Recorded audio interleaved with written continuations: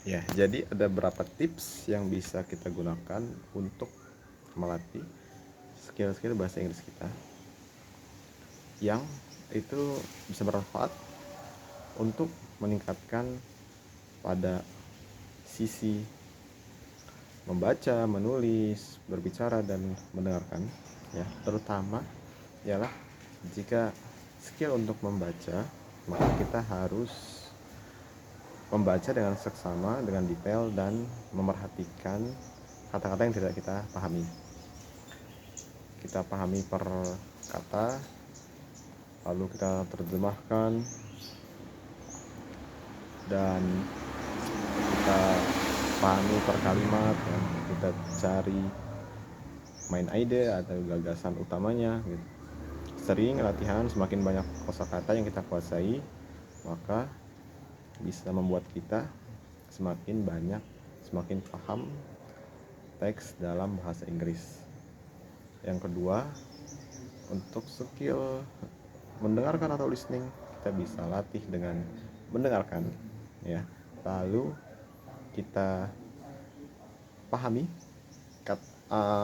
audionya, kalimatnya, walaupun itu terasa asing atau kita belum pernah mendengar, atau dia bilang dengan cepat atau menggunakan dengan accent dari Amerika atau dari Inggris sendiri, sehingga kita tidak bisa mengetahui kata apa. Lalu kita lihatlah teksnya gitu.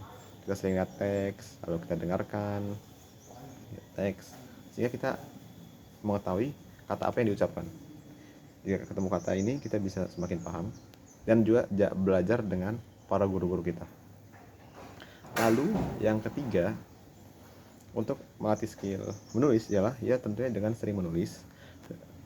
Namun kita bisa tambah dengan berbagai kalimat. Kita modifikasi dengan berbagai kata, dengan kata-kata baru yang kita ketahui, kita tambah lagi ya kan. Lalu kita variasikan lagi kalimatnya, semakin sering bervariasi, semakin banyak kata-kata yang lebih variasi, semakin banyak kosakata yang bisa kita hafalkan dan kita ketahui. Dan kita bisa buat kalimat dengan lebih variasi dan itu dinilai lebih baik. Lalu untuk meningkatkan skill berbicara, ya kita tentunya harus sering berbicara gitu ya.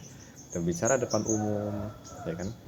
Kalau kita mendengarkan juga, kita berbicara sendiri, baik berbicara dengan orang, ada partner, atau berbicara secara video seperti ini ya kan.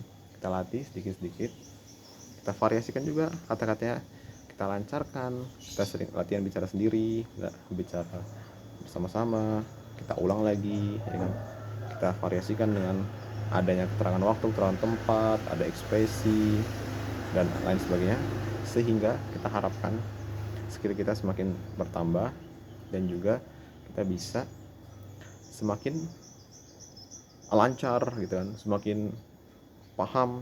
Jadi kita berbicara pun lebih enak dan dapat dimengerti untuk teman-teman kita, bahkan orang-orang di luar sana bisa mengerti kata-kata yang kita ucapkan. Sekian dari saya, ada kurangan saya mohon maaf. Saya Eri, wassalamualaikum warahmatullahi wabarakatuh.